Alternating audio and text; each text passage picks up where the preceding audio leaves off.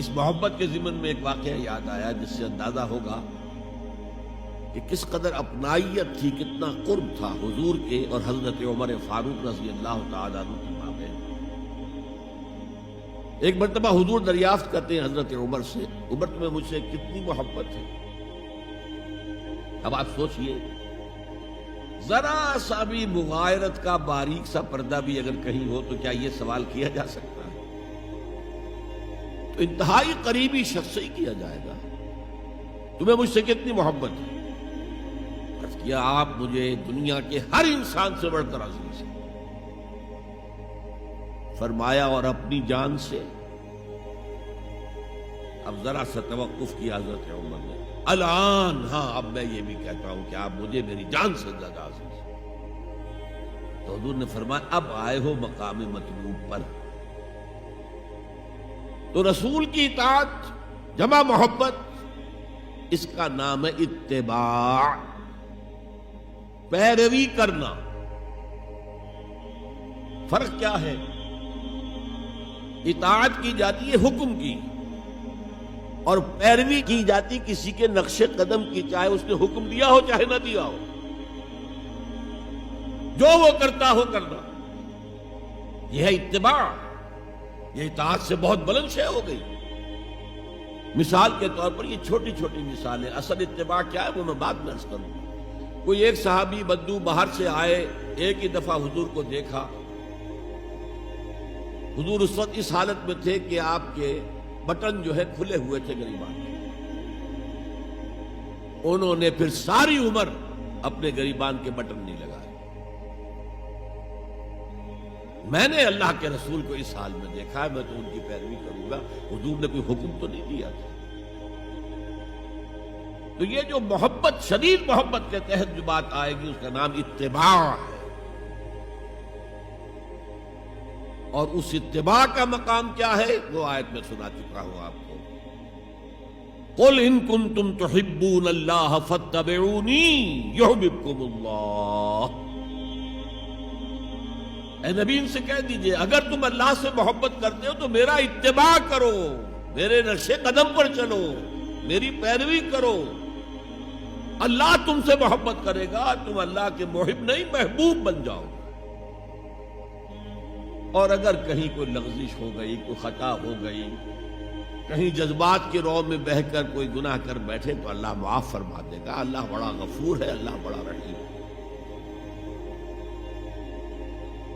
مطلب یہ کہ راستہ تم نے یہ طے کر لیا کہ چلنا مجھے محمد کے پیچھے ہے صلی اللہ علیہ وسلم۔ اب چلتے چلتے کبھی پاؤں پھسل گیا، کہیں گر گئے، کوئی بات نہیں، اٹھو فوراً، توبہ کرو اور آگے بڑھو۔ تو خطا اگر ہو بھی جائے گی، کہیں لغزش ہو جائے، کہیں چلتے چلتے پاؤں پھسل جائے کیچڑ میں، یا کوئی کیلے کا چھلکا آ گیا پاؤں تلے، گر گئے، کوئی حرج نہیں، اٹھو دوبارہ، لیکن نقش قدم جو ہے محمد کا صلی اللہ علیہ وسلم اس پر چل رہا ہے۔ یہ اس اتباع کا ذکر آیا ہے سورہ اعراف کی ان آیات میں۔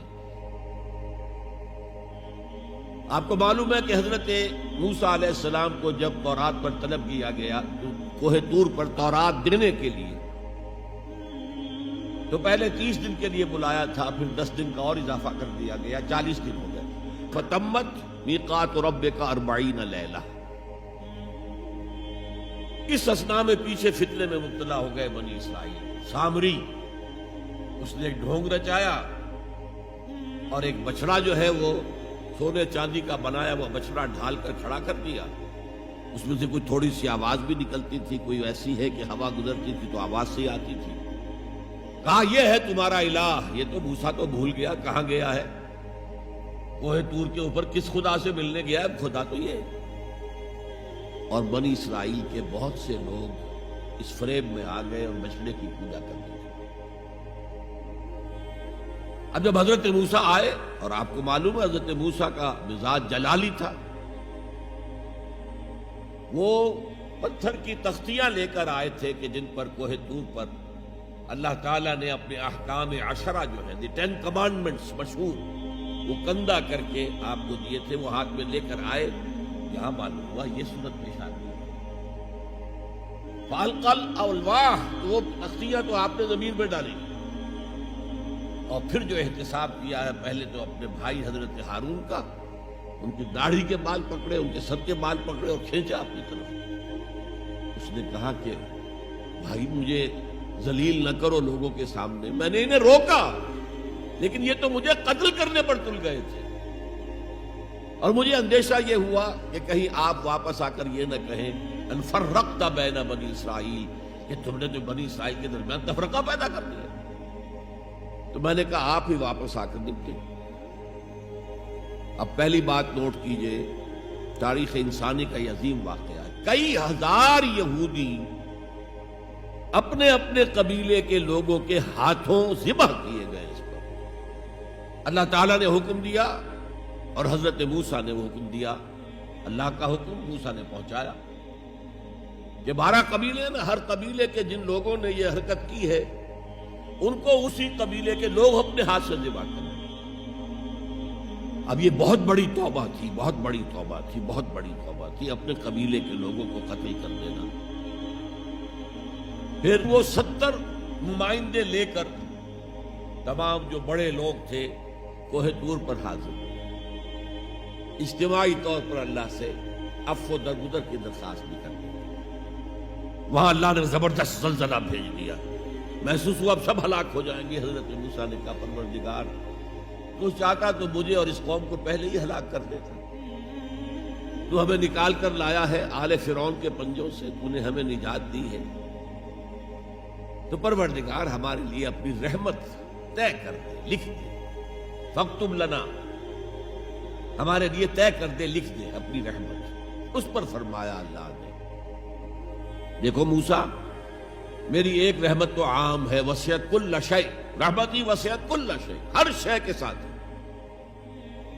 اور ایک میری خاص رحمت ہے، وہ میں لکھ دوں گا، طے کر کے رکھ دوں گا، للذین یتبعون الرسول النبی الامی، ان لوگوں کے لیے جو میرے رسول نبی امی پر ایمان لائیں گے اور ان کا اتباع کریں گے۔ یہاں بھی لفظ اتباع آیا، اور اس میں پھر حضور صلی اللہ علیہ وسلم کی کچھ شان بیان ہوئی ہے، بات لمبی ہو جائے گی، اور پھر فرمایا یہ گویا کہ اتباع کی تفسیر آ رہی ہے۔ اتباع کا مطلب کیا ہے؟